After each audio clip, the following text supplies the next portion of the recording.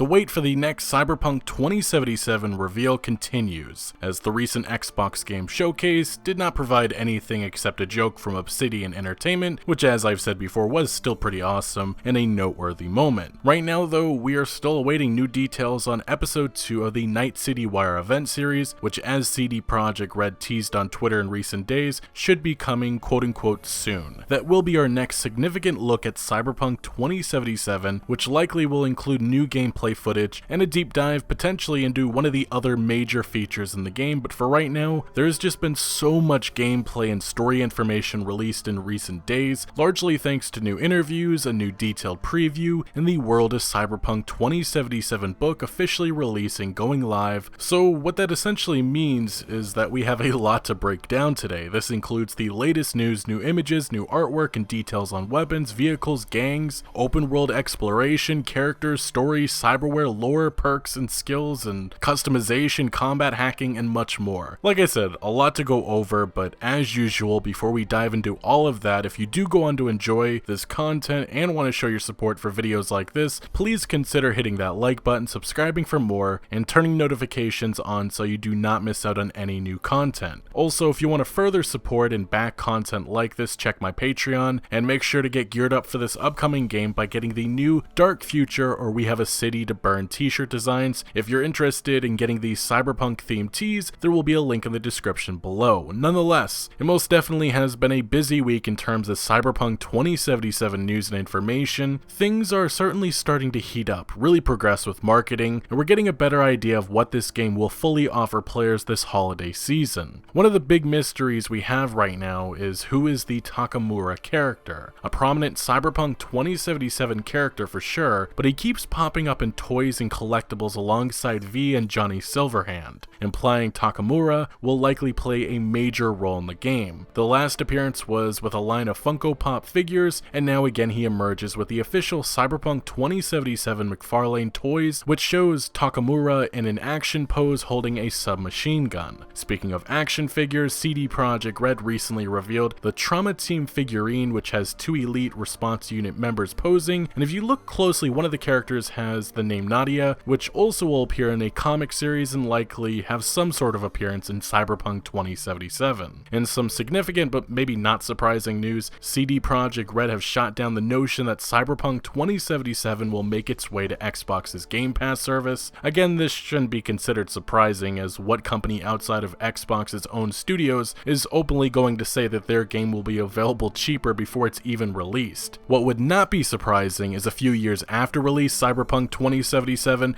makes its way to Game Pass, like how The Witcher 3 recently did, but that could be a while from now. But following this denial by CDPR's lead PR boss on Twitter, VentureBeat reported that they had heard unsubstantiated rumors that Cyberpunk could end up on Game Pass soon after release. Personally, I would not believe that for a second, as it doesn't make a whole lot of financial sense unless Microsoft plans to cough up around $1 billion for one of the most highly anticipated games in years. In some other news, we have some brand new Cyberpunk 2077 gameplay images, and the first mysteriously appeared on the CD Projekt Red forums and was found by user Smoky Beans, and it shows a nighttime view of the Watson district with a very distinct artistic style that almost mirrors that of Blade Runner. Gaming outlet Famitsu additionally obtained some exclusive screenshots, one showing a 6th Street gang member who stops V's car in the early parts of the Street Kid life path, and the other image there's a monk in deep thought, and they can be found inside the Arasaka building on the corporate life path. During a recent Korean presentation of Night City Wire's first episode, they revealed 2 new images as well. The first one not really having much significance, as it just shows the lady in golden nearly fully augmented in the Afterlife Club,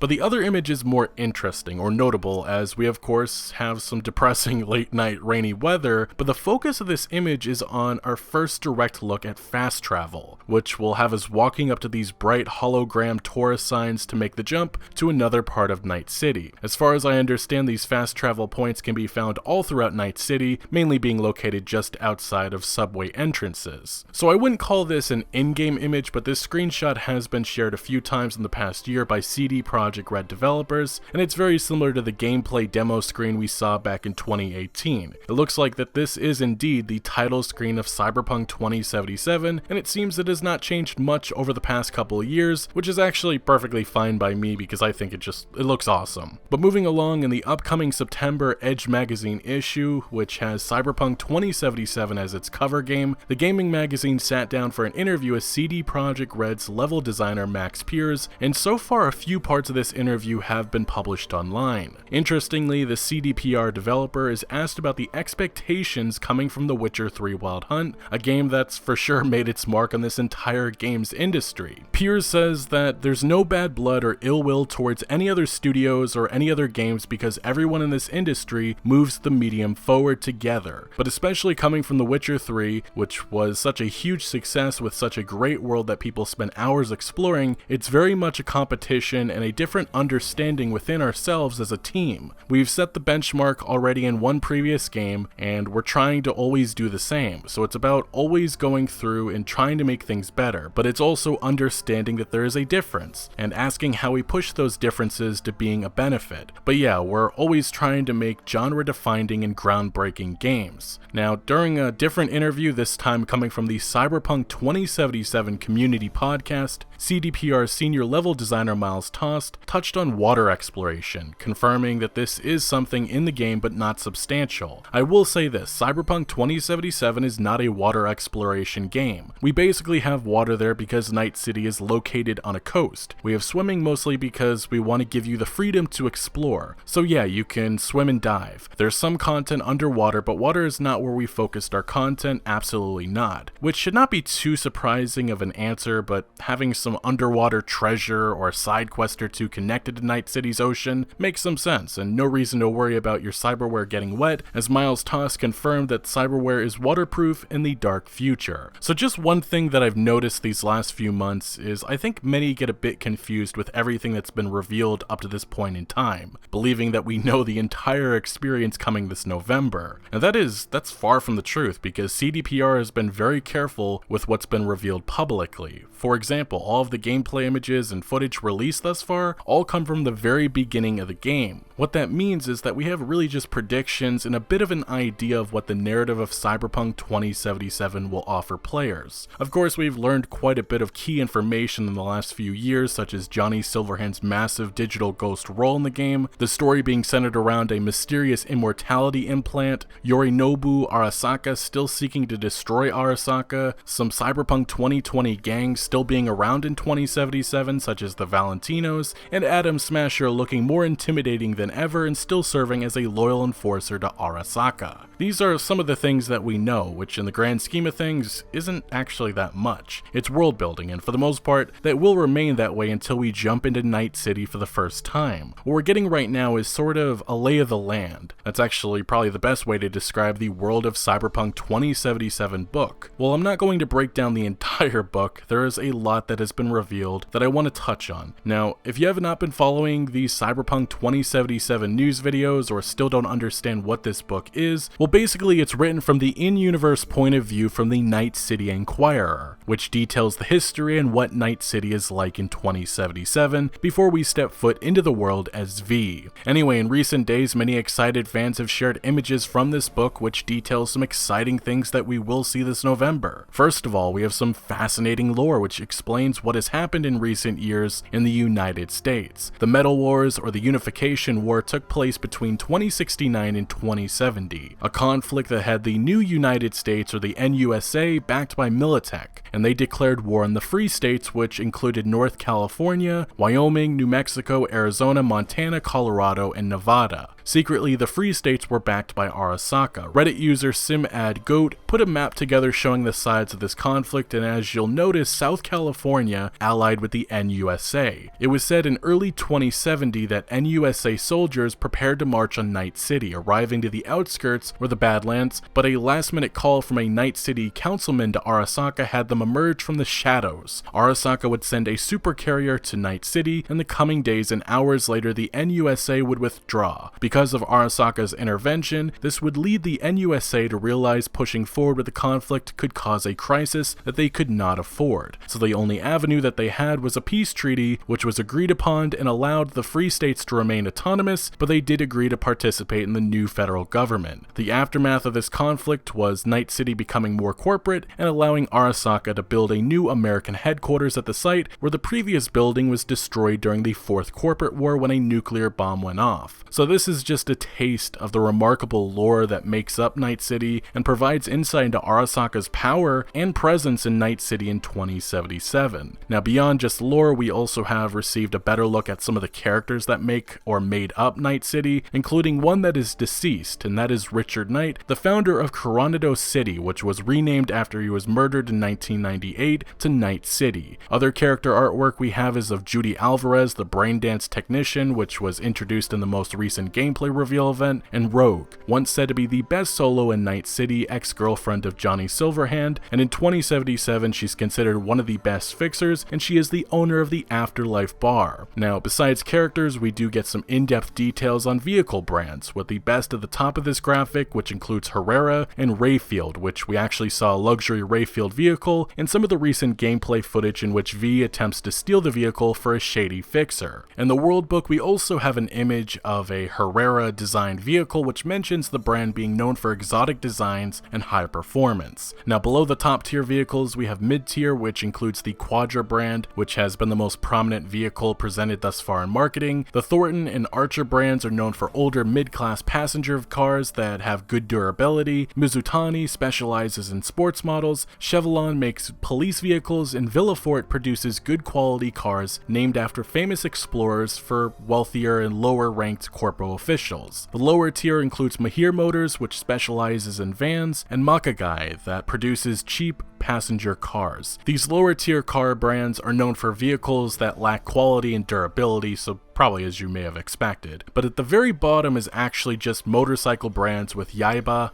serving sports models and Brennan Cycles making traditional bikes that perform well on poorly maintained roads like the Badlands and are known for being used for long trips. Moving along next, we are the weapon manufacturers of Night City, and again we have a graphic ranking the brands from best to worst. At the top tier, dominated by Asian corporations, we have the Japanese companies Arasaka and Tsunami Defense Systems, known for their high-tech firearms, but the rising weapon company also in this top tier is Chinese corporation Kang Tao, known for their smart technology weapons. In the mid-tier, we have mostly American corporations. This includes Militech, known for mass-produced mid-quality military spec firearms. Midnight Arms excels at heavy weaponry, and more specifically Borg weapons, which are said to be power and tech weapons that are designed to be wielded and used by heavily augmented users. Malorian Arms is known for reliable handguns, but is struggling in 2077 as they have not released any new models in about 30 years. Tektronika specializes in high-tech consumer weapons, being nicknamed the Russian Militech. And lastly, for this mid-tier, we have Constitutional Arms, known for excellent shotguns and machine guns. Now, moving further down to the lower tier, we have Nakoda, which has a reputation of making cheap but reliable and powerful weapons. Dara Polytechnic values style over quality. Serbian Rostovic weapons are cheap, simple, and highly customizable. Budget Arms develops 3D printed do-it-yourself kits, which sound as bad as it gets in terms of weaponry. In this weapon section, we do get a better look at some of the weaponry at our disposal, including the Constitutional Defender, a heavy weapon intended for corporate police, but popular with civilians as well. The Neurotoxin Combat Knife was intended for protection against deep-sea wildlife, but it's since gained popularity among assassins. Then we have different colored katanas. Remember, there is weapon customization, and this is indeed an example of some of that. We do finally get a look at an Arasaka soldier design, which looks really cool as they appear to feature a machine gun in one hand and a katana ready for use by their side. If you are curious of what melee weapons we may be able to use, well, it's listed that we can use knives, cudgels, katanas, hammers, steel pipes, wrenches, screwdrivers, and mono knives. But the most most expensive melee weapons actually come in the form of cyberware, which includes reinforced knuckles, nanowire, and mantis blades. With firearms, it's also again mentioned in the world book that there are many upgrades that we can make, such as installing optics, suppressors, front grips, or even a grenade launcher. And then there's different types of ammunition, which includes EMP rounds, incendiary rounds, and ballistic acid. Next, we have some new artwork and data on the various gangs of Night City. We've already touched on much of this already, so I am going to somewhat skim over most of this, but the Maelstrom gang have the highest threat level of extreme, with prominent members that include Royce and Dum Dum, who we first were introduced to in the 2018 gameplay demo. Next is the Animals, which have a high threat level, notable cyberware that includes combat drug injectors, and one prominent member who V fights in the 2019 deep dive video, who is Sasquatch. The Voodoo Boys have a low threat level but extreme in cyberspace, which makes sense as they are a Netrunner gang with Bridget leading them, again a character that we saw work with V in the 2019 deep dive video. The 6th Street gang have a medium threat level, occupying Santo Domingo, but having a presence in parts of Haywood and Westbrook. The Mox have a low threat level, primarily being located at Lizzie's Bar, and being one of the smaller gangs in Night City. The Tiger Claws, on the other hand, are one of the larger gangs, having a medium to high threat level, notable cyberware such as ESM systems masked as tattoos, and they occupy much of Westbrook. The Valentinos make up Haywood, also having a medium to high threat level. The Aldecados we talked last video about, but we do see that they have an estimated medium threat level. The Wraith Outlaws, described as being the more aggressive nomad gang, have a high threat level. And lastly we have are the Scavengers, which seem to serve as your typical raider gang that stirs up trouble throughout Night City, featuring a medium threat level. Now the final thing I want to show from this world book is the world map. Up to this point in time there's been fan-made maps, but this is the official map of Cyberpunk 2077, which is pretty darn close to what fans had put together. Of course it doesn't show the entirety of the outskirts of Night City, but this is what it is. For right now though, that is what we're going to cover, the World of Cyberpunk 2077 book. There's definitely much more in this book, including lots of rich lore and in-game advertisements like this or this, but I do highly recommend checking out Amazon or your local bookstore, as this is a really impressive and detailed read that I personally recommend. Anyway, one gameplay feature that some wondered if it would be included was dual wielding, and under a Twitter post of actually mine, it was confirmed by CDPR's global community lead that this is not something that will be included. Something else that's not happening or going to be included is a beta or a demo. This isn't new news though, as this was confirmed actually years ago, but CDPR recently took to their Cyberpunk social media accounts to once again provide clarity, as it appears some scams have been popping up. This happens with any highly anticipated game, more recently with the PS5, and now it seems Cyberpunk 2077, in which scammers hope they can trick likely more casual gamers who are not as informed as others. So no, there is no beta and there is no beta access. If you see anything along those lines, it's a scam. Moving along to yet another interview, this time from Polish website Spider's Web. They were able to interview CDPR's lead quest designer Paweł Sasko, and in my last video we actually talked about the most quote-unquote juicy piece of information that came from this interview, which was the revelation that the game will not feature reactionary politics and they're not changing things due to recent events in the real world. But there was actually one other huge remark that was made in this interview about the game's story structure, and how you don't even have to actually complete the main quest line to finish Cyberpunk 2077. Sasko's full explanation of how this will work reads as follows. Cyberpunk's structure was built on the foundation set by the lessons that we learned from our work on The Witcher 3. The Witcher had main story as its core, with several subplots branching out of it. That was the basic structure, which we called a wheat spike. In Cyberpunk we added another non-linear layer to it in the form of the subplots that serve as quests, which can be triggered in a variety of circumstances. Those quests are not set up in a linear fashion. We are using an internal system, so-called token system, which decides on whenever the game is supposed to give you those quests. That means that even I couldn't tell you in what kind of order those quests will trigger for you, because the game itself will decide on that based on your current progress. Of course, we are still holding the reins and decide upon what kind of conditions need to be fulfilled for the particular quest to trigger, but the process itself is very difficult to explain. The game has the most complex structure that we ever have done. Looking back, in case of The Witcher 3, some players and journalists had an issue with the main plot being too long. Around the battle in Kaer Morhen, and right after it there was the feeling of upcoming finality. but it ended up feeling too stretched out. That was one of the issues we wanted to avoid while creating Cyberpunk's main story. That additional time we got making the main story slightly shorter, we spent on the subplots. So in Cyberpunk's structure, we have this wheat spike, which serves as its center, the main storyline with different subplots surrounding it, which can be triggered in various ways. Those subplots allow us to do something that we have never done before. They change the main plot of the game, and they are doing that in such a way that you may not even finish the main plot, but still finish the game and get a completely different epilogue that the player with a different life path who made different choices, met different characters, and formed relationships with them. The game's nonlinear nature is present on several levels. Because of that, it's hard for me to tell how long exactly it will take for the players to finish the main story. Regarding of how many subplots we prepared at this moment, looking just at the story content that has been handcrafted by my team, they are equal in length to the main story, even a little longer than that. Everything depends on the playstyle chosen by the player. When people play the game as a solo, they tend to finish the game faster than players who prefer a more silent approach and, for example, avoid killing people, which means that their playthrough will be quite longer. The quest inside All Food Factory with the Maelstrom gang, Dum Dum and Royce, which you were playing through,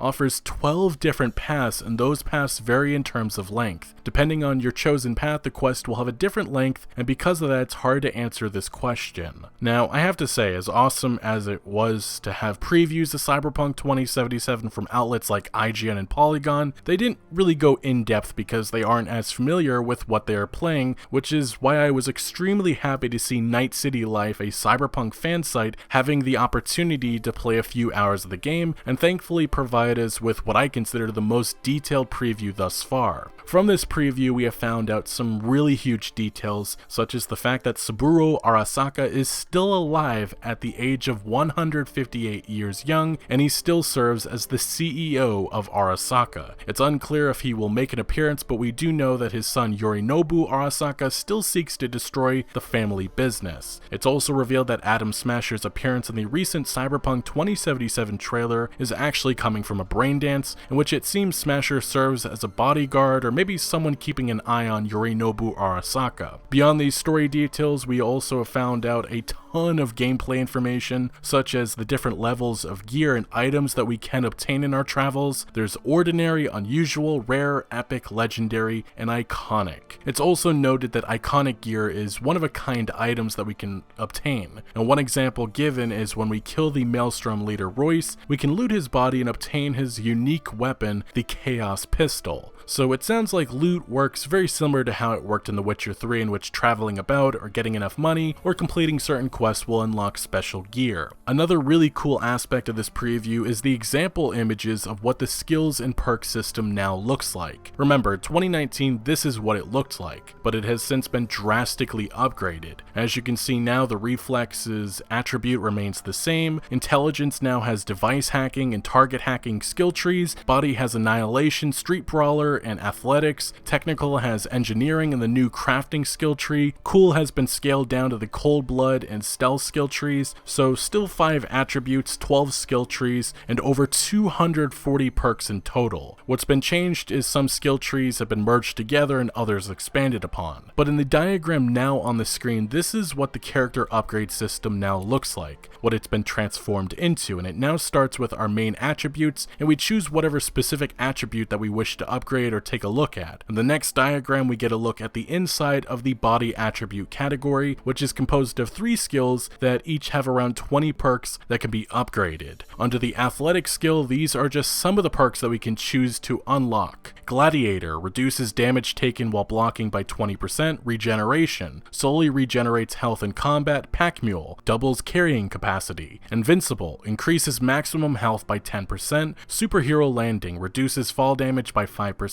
multitasker lets you shoot while sprinting, sliding, and jumping at the same time, transporter lets you shoot and sprint while carrying a body, and hard mother of that, at the start of a fight, armor and resistance are increased by 20% for 10 seconds. Moving to the technical technical attribute, we have some more listed perks. First, under the engineering skill, we have Mech Looter. You can loot scrap from drones, robots, and mechs and have a 30% chance of finding weapon parts. Blast Shielding reduces your explosion damage taken by 10%. Shrapnel adds 20 additional damage to all previous Garnet effects. Grenader, make the explosion radius of grenades visible to you. Reverse Engineering lets you take off weapon mods, and you can't touch this, makes yourself immune to the effects of your own grenades. Sticking with the technical attribute, moving to the crafting skill, we have the Master Gunsmith perk, 5% chance of getting an additional prototype component as crafting material for every item made. R&D enables you to upgrade items to the legendary quality level, and Crazy Science increases the sales prices of your items by 25%. Next, we move on to Cyberware, and we again get a better understanding of the different options that we'll have available with upgrading or enhancing our body. It's said that Cyberware slots on our body includes our brain having 3 slots, our eyes have a slot,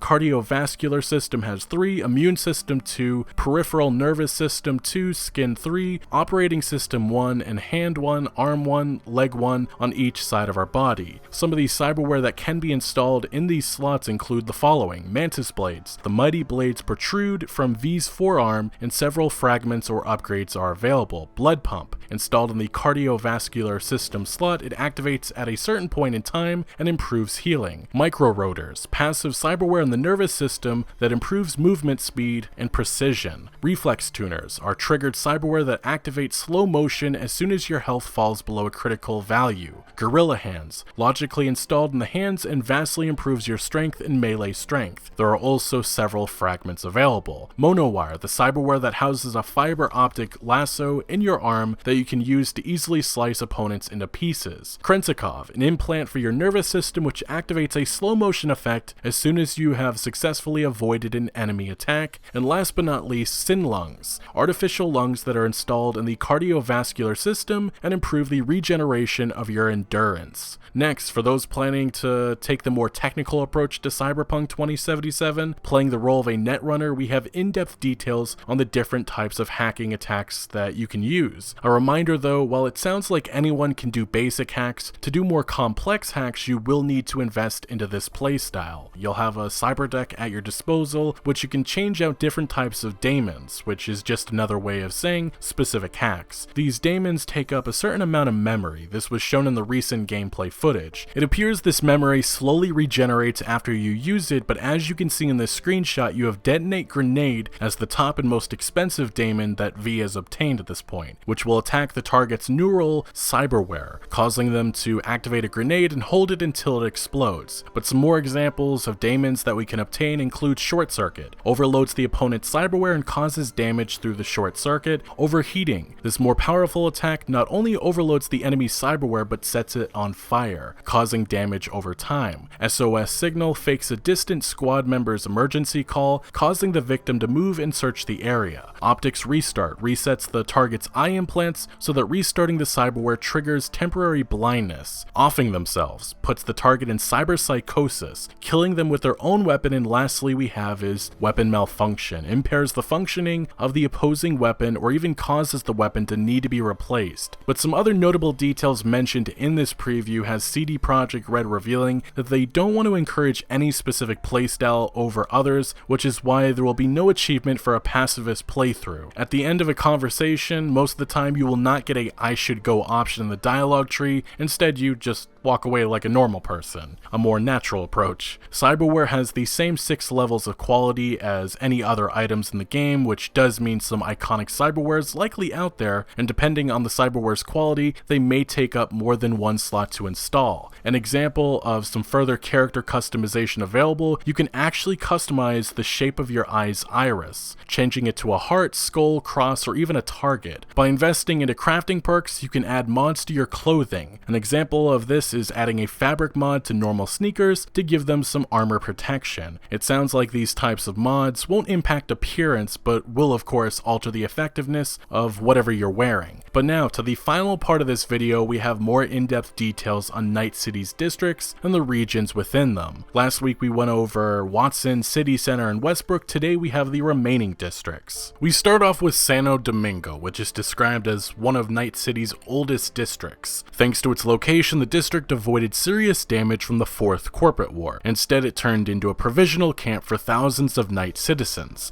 seeking shelter. Today, the settlements are gone, and Santo Domingo has become a testing ground for industrial projects. Corporations destroying old factories only to build new ones in their place. Meanwhile, residents scrape a desperate living in crowded mega buildings, constantly wishing for something better. It didn't take long for a couple of ex-military guys to group together and take matters into their own hands. That's how the district became a home for the 6th Street Gang. Arroyo is the industrial heart of Santo Domingo. In this region of contrast, you can find an old nuclear power plant and junkyard right next to high-tech corporate factories. Operational factories keep their own private security, as neglected buildings quickly become gang-controlled. Workers from Arroyo live in Rancho Coronado, a self-sufficient housing district with dozens of identical homes. This neighborhood is reminiscent of American suburbs from the middle of the 20th century. Now moving along, next we have is Haywood, which is a district of contrast. In the north, near the city center, you'll find lush parks and modern skyscrapers towering high above. As you venture further south, however, the views change drastically, with dangerous and unwelcoming slums dominating the scenery more and more. Still, Haywood isn't all that bad, even with gangs like Valentino's and the 6th Street Gang roaming about. If you know your place and keep your head low, that is. The district has been dubbed the biggest bedroom in Night City. That's because most of Night City lives here. The richer parts of Haywood are primarily occupied by corpos. For every rule, there's always the exception, an odd soul from outside the corporate circle that on occasion manages to score an apartment here. The rest are just happy they get to live in Haywood, with their only realistic alternatives being Pacifica or the industrial wasteland outside of the city. Wellsprings is the safest part of Haywood, full of working stiffs and underpaid corporate employees, pretty much your run-of-the-mill American city. After Night City got taken over by corporations, the government moved to Glen.